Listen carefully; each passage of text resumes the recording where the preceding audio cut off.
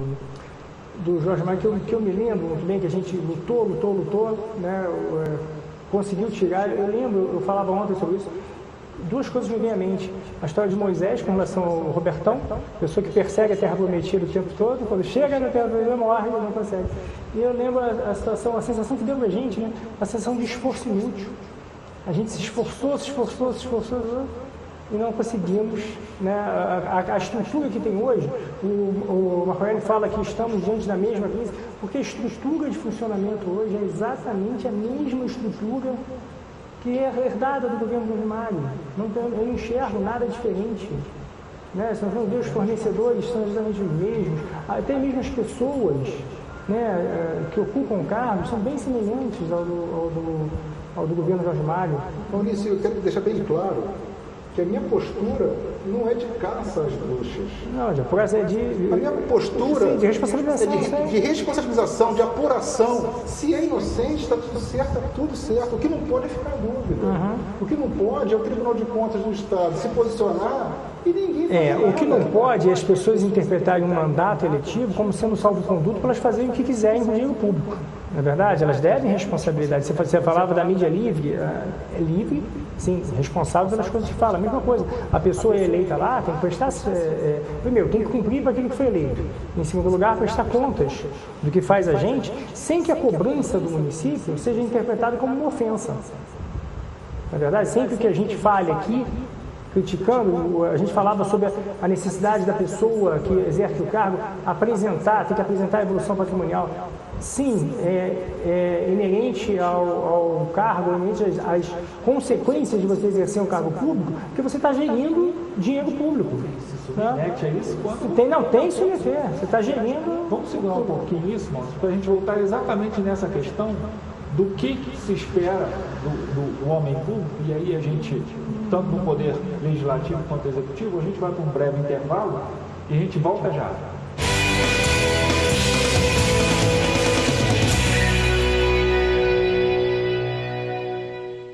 Olá, estamos de volta com o programa OAB em Foco, uma produção da 13ª Subseção da Ordem dos Advogados do Brasil em Teresópolis, em parceria com a TV Diário, recebendo aqui hoje o Dr. Jefferson Faria Soares, presidente da OAB, o Dr. Maurício Mendes, conversando um pouco sobre essa questão dos procedimentos que foram encaminhados à Câmara de Vereadores, que podem culminar com a cassação do prefeito Arley Rosa.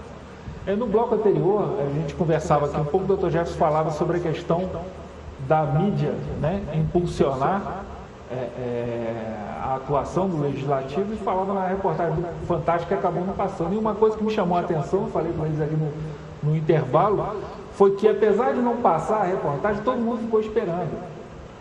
E todo mundo ficou esperando por quê? Porque todo mundo acreditava que ia passar a reportagem. Então, isso é sintomático. Na minha opinião, é sintomático.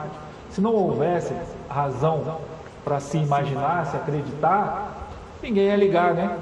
Eu acho que outra coisa sintomática que está acontecendo hoje, que aconteceu naquela época, é o seguinte: naquela época havia uma rejeição tão grande que qualquer coisa, as pessoas queriam acreditar que aquela coisa fosse negativa, ainda que aquela coisa não fosse racional. Como, por exemplo, circulava um boato que a esposa do Jorge Mário tinha roubado todas as doações de roupa de grife, e o pessoal não queria saber, é absurdo, mas as pessoas queriam acreditar, porque o conteúdo daquilo era negativo em relação ao Jorge Mário. Esses processos todos são, quando a mídia também provoca a partir, eu acho, que também de questões folclóricas, né?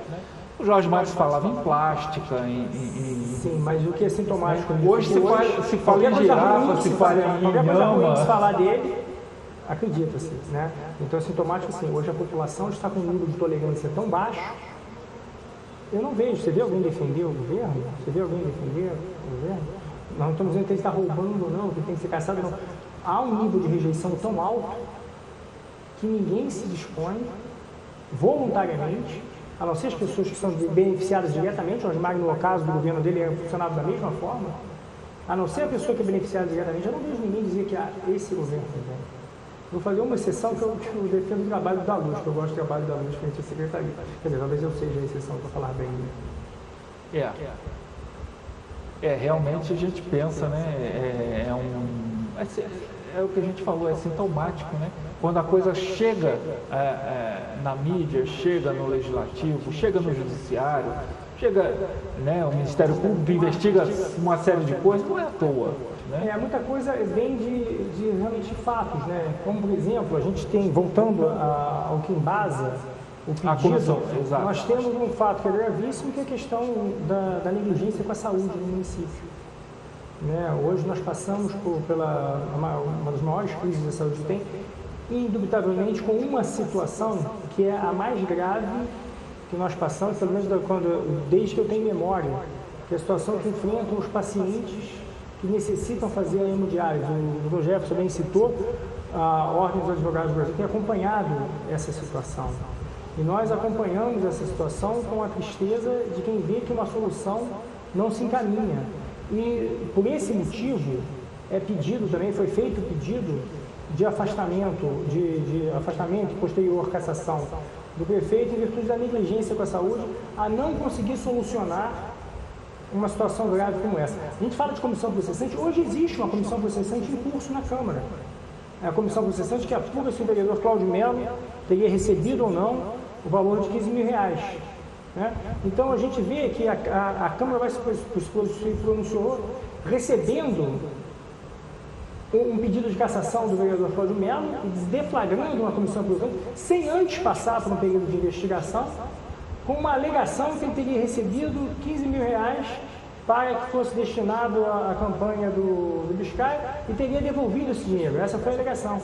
Aqui nós temos uma alegação em que há desvio de... Alegação não, uma determinação, um relatório do Tribunal de Contas, onde dinheiro público que pertence aos aposentados não está sendo feito de forma adequada. Nós temos elevado à Câmara a apreciação se há ou não negligência com a situação dos pacientes hemodiálises, onde nós temos hoje, segundo o levantamento, 39 óbitos. Né? Pouquíssimo tempo. Eu acho que a Câmara tem que pesar realmente, ao analisar essa situação, o que é mais relevante, né? O que é mais passível de exigir um pronunciamento no sentido de se essa pessoa responsável por essa situação vai ser, pode continuar à frente ao exercício do mandato ou não. Né? Ou o peso que a Câmara dá a uma pessoa que recebe 15 mil reais e que é devolvido, simplesmente porque a pessoa não gosta. A gente sabe que o ambiente que nós estamos Cláudio Melo é um ambiente hostil, um ambiente ruim. Agora, quando se questiona, quando se é levado à Câmara o relatório que o repasse não está sendo feito de forma correta, o dinheiro é público, o dinheiro dos aposentados, a Câmara precisa que um cidadão provoque essa situação. Quando é levado ao conhecimento que 39 pessoas faleceram, a gente não está falando de retórica, não. A gente está falando de coisa séria, de coisa grave. Mas falando em valores, até a aplicação dos recursos... Sim, nós não falamos dessa situação, mas no balanço... Em 2 meses, R$140 mil de prejuízo, né? Nós duvidamos de falar sobre isso, que é o seguinte, no mesmo relatório que foi encaminhado, nas perguntas que o questionamento que a Câmara fez foi respondido de forma lacônica, há uma rubrica onde ela fala que a aplicação do dinheiro dos aposentados no mercado financeiro, no mercado aberto, né, segundo usar o estrito termo aqui, né? Exatamente. Aplicações no mercado aberto é a rubrica que passa. E nós temos na despesa 2 vezes sobre a rubrica de perda financeiras com aplicações. Né? Então, repito, isso é dinheiro público. Isso aqui não foi uma pessoa que emprestou dinheiro ao vereador porque eu não gosto desse vereador, vou caçar esse vereador. Né? Isso não foi isso aqui é dinheiro público, ele pertence aos aposentados. Então, segundo a rubrica que foi passada, no exercício de janeiro de 2014, a perda com a aplicação financeira teve um montante de R$ 8.260,43. Novamente, no mês de setembro, a perda financeira com a aplicação deu R$ 58.545,99. E essa aplicação é de responsabilidade da direção da Teleprev? Olha, eu repito, o questionamento que foi feito foi respondido de forma muito lacônica, né? Mas aqui me leva a concluir que é feito por administração da presidente da Verebrec, sim. E quem ela indica? O prefeito, a indicação do prefeito nessa situação. Né? Ou seja, está sendo caçado, vai ser caçado, porque o ambiente dele é hostil, né? Tá sacramentado. Se acusassem ele do rebaixamento do Botafogo, ele ia ser caçado. Qualquer coisa que acusassem ele Mas ia aí ser caçado. merecia. Ele ia ser caçado. Não, já aproveitar porque o Vasco foi rebaixado, foi muito mais grave essa situação. Aqui nós temos uma situação de valores públicos que não são explicados. O que é essa situação? O repasse não está sendo feito? E não foi um desafeto que fez a denúncia, não. É o órgão encarregado da fiscalização contábil, que é o Tribunal de Contas do Estado, que faz essa situação, que indica e que fala que o repasse não está feito da maneira correta. E depois a resposta, que aí não é uma resposta contundente, essa resposta poderia ser esclarecida com a presença da pessoa. Eu não quero falar de pessoas, eu quero falar da pessoa em virtude do cargo que ocupa ser relevante. Né? O cargo de presidente é óbvio que tem responsabilidade pública, óbvio que tem que responder para a gente. O que é feito com o dinheiro que é do pensionista? Lógico. Então são 140 mil, só quase 10 vezes, dinheiro público quase 10 vezes. E vai se discutir se vai ser recebido ou não essa comissão processante? Verdade. É verdade? Acelerando um pouquinho, eu estava vigiando o tempo, são 3 tópicos. A gente tem um terceiro tópico, que é com relação ao enriquecimento, né? E existe prova também no requerimento de comissão processante com relação a esse terceiro tópico? Não, o terceiro tópico, o que é mencionado aqui com relação seria a evolução patrimonial constante na declaração ao TRE. Ele fala, pela leitura, fala da questão da fazenda, mas fala, mas faz uma referência. Aquelas que já existem. O Ministério Público agora faz a solicitação do encaminhamento do Ministério Público que foi apurado. Agora, faz uma ligação que deve ser apurada com situações de licitações ou situações que são feitas ao arrepio da lei ou de forma, pelo menos, não muito clara. Muito claras, por exemplo, há uma nota juntada em que o irmão do prefeito venderia material para a empresa que fornece merenda para o município. É uma situação que eu acho muito estranha. Então, eu tenho uma determinada... Eu vendo merenda e meu irmão é o prefeito municipal, eu vou fornecer para aquela empresa que vai receber recursos públicos. Isso é questionável também, né? Isso tem que ser investigado, essa situação. Há aqui também uma coisa que ficou de conhecimento público, que é citada. No dia 26 de maio do ano passado, foi publicada uma dispensa de licitação, dando ao consórcio o direito de receber 4,5 milhões de reais por 3 meses para a administração da UPA. Foi publicado no dia 26, essa dispensa de licitação foi feita no dia 23 de maio, só que o consórcio foi constituído, o CNPJ, foi no dia 22 de maio. Então, qual a garantia, né, qual foi o critério de escolha que me dava a segurança que aquele consórcio constituído um dia antes ia cumprir com afinco aquela determinação que lhe era atribuída? Isso está documentado também no Diário Oficial. E também, com relação a essa situação específica, o objeto do consórcio era a situação de toalheiro, alimentação e alguma outra coisa assim. Não era a situação de saúde. Será que a saúde pode dar certo com uma situação assim? É óbvio que a gente questiona. E é óbvio que isso tem que ser fiscalizado pela Câmara e tem que ser respondido por quem tem atribuição para responder. E numa dispensa de licitação, ainda que tenha feito de forma correta, cumprido o contrato, mas minimamente é temerária. A partir do momento que você destina 4 milhões, mais um pouco, a uma empresa recém-constituída, na véspera, você destinar 4 milhões assim para a saúde, né? É, no mínimo temerário. Eu acho que isso aí tem que ter um peso. A administração passa a ser até irresponsável nesse tipo de postura.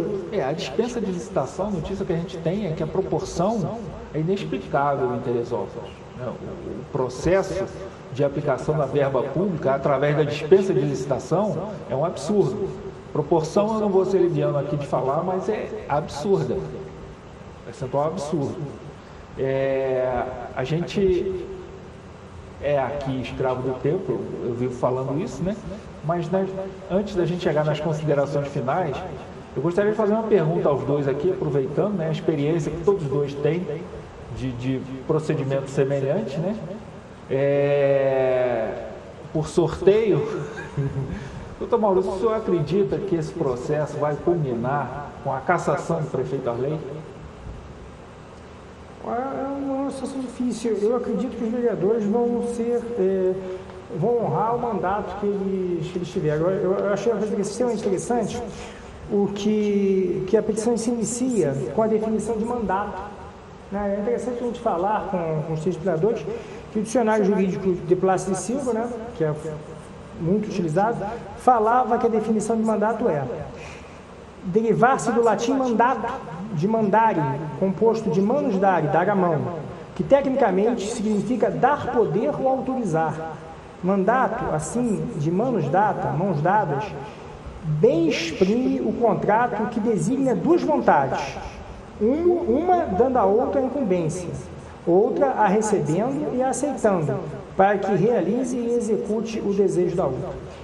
Eu falei que todo vereador, quando se candidata, ele fala que deve fazer, que vai lá para representar e defender o povo.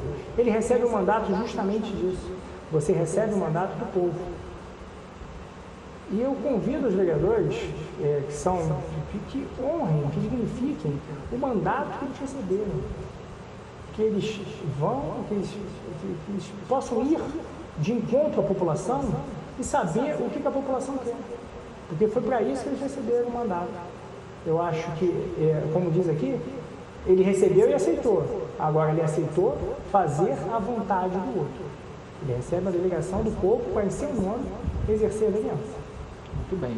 Eu gosto de advogado, porque advogado, no dicionário do advogado, não tem sim e não.